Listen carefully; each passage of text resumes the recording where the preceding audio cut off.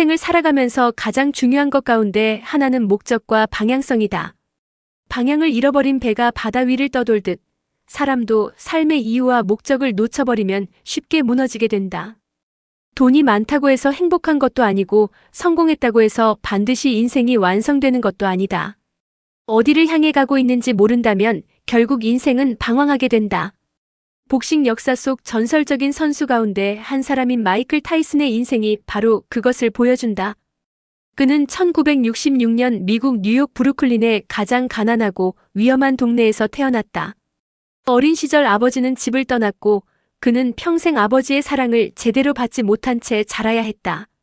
수줍음이 많고 늘 위축되어 있던 소녀는 점점 거리의 폭력과 범죄 속으로 빠져들었다. 13세가 되었을 때 이미 전과 38범이라는 기록을 가지고 소년원을 드나들고 있었다. 그런 그가 살기 위해 붙잡은 것이 바로 복싱이었다. 처음에는 생존을 위해 권투 글러브를 꼈지만 놀라운 재능은 세상을 뒤흔들었다. 그리고 마침내 20살의 나이에 역사상 최연소 헤비급 챔피언이라는 전설이 된다. 그가 링 위에서 벌어들인 돈만 약 3억 5천만 달러, 우리 돈으로 수천억 원이었다. 광고와 각종 수입까지 합치면 거의 8천억 원에 가까운 부를 거머쥔 억만장자였다.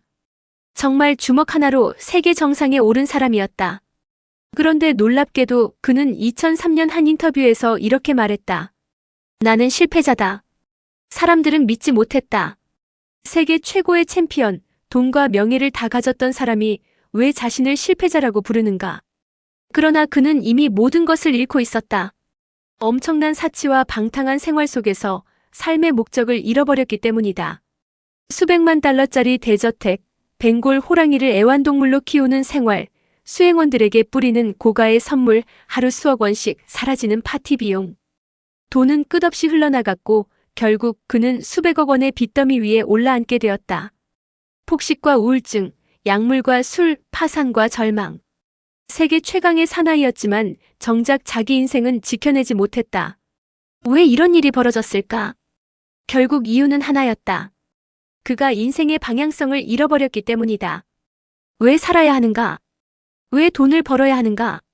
무엇을 위해 성공해야 하는가? 이 질문을 놓쳐버리자 그의 삶도 함께 무너져 내렸다.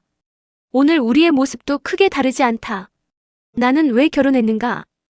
왜 자녀를 키우고 있는가? 왜 직장을 다니는가? 왜 사업을 하는가? 지금 내 인생은 어디로 가고 있는가? 이 방향성을 잃어버리면 우리 역시 돈이 있어도 공허하고 성공해도 무너지며 결국 방황하는 삶을 살 수밖에 없다. 그런데 여기서 또 하나 중요한 사실이 있다.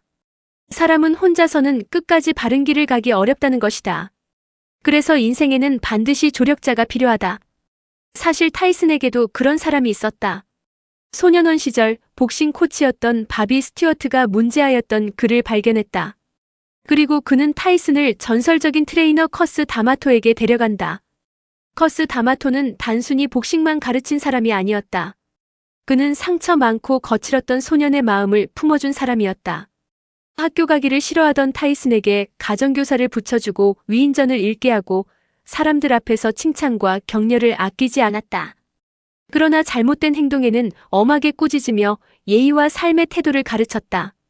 어머니가 세상을 떠났을 때는 아이의 집으로 데려와 함께 살며 보호자가 되어주었다. 어느 날 커스는 바비 스튜어트와 타이슨을 스파링시켰다. 얼굴이 피투성이가 되면서도 끝까지 포기하지 않고 달려드는 타이슨을 보며 커스는 직감했다고 한다. 이 아이는 세계 챔피언이 될 것이다. 그리고 실제로 그 예언은 현실이 되었다. 하지만 안타깝게도 타이슨이 세계 정상에 오르기 직전 커스 다마토는 세상을 떠난다. 그 후 타이슨은 챔피언이 되었지만 동시에 삶의 중심을 잃기 시작했다. 그를 붙잡아줄 스승이 사라지자 주변에는 사기꾼과 아첨꾼들이 몰려들었다. 결국 그는 링 위에서는 챔피언이었지만 인생에서는 무너지고 말았다. 사람은 혼자 강해 보일 수는 있어도 혼자 끝까지 바르게 살아가기는 어렵다. 그래서 인생에는 방향을 잡아주는 조력자가 필요하다. 이 모습을 잘 보여주는 영화가 바로 킹스 스피치이다. 이 영화는 영국 국왕 조지 6세의 실화를 바탕으로 만들어졌다. 그는 왕이 되었지만 어릴 때부터 심한 말더듬증 때문에 사람들 앞에 서는 것을 두려워했다. 특히 라디오 시대가 열리면서 왕은 국민 앞에서 연설해야 했는데 말을 더듬는다는 것은 왕의 권위와 신뢰를 무너뜨리는 큰 약점이었다. 그때 그의 곁에 나타난 사람이 언어치료사 라이오넬 로그였다. 처음에 왕은 자존심 때문에 마음을 열지 못했다. 왕과 평민 사이의 벽은 너무 높았기 때문이다. 그러나 라이오넬 로그는 왕의 말을 끝까지 들어주었다. 비웃지 않았고 무시하지도 않았다. 그저 한 사람의 아픔을 진심으로 공감해 주었다. 그때부터 왕의 마음이 조금씩 열리기 시작했다. 그리고 그는 자기 안의 상처를 직면하게 된다. 왜 자신이 말을 더듬게 되었는지, 왜 그렇게 두려움 속에 살아왔는지, 어떤 어린 시절의 상처가 자신을 묶고 있었는지를 바라보게 된 것이다. 결국 그는 자신의 약점을 도망치지 않고 극복하기 시작했다. 그리고 제2차 세계대전이라는 절망의 시대 속에서 국민들에게 라디오 연설을 하게 된다. 그 연설은 단순한 말이 아니었다. 아픔을 이겨낸 한 사람의 진심이었다. 더듬거리던 왕은 담담하게 자신의 두려움을 넘어섰고 국민들은 그 진심에 감동했다. 그 연설은 절망 속의 영국 국민들에게 다시 일어설 용기를 주었다. 결국 조지 6세는 영국 국민들이 가장 사랑하는 왕 가운데 한 사람이 되었다. 생각해보면 우리 인생도 마찬가지다. 우리는 혼자 여기까지 온 사람이 아니다. 누군가의 도움을 받으며 살아왔다.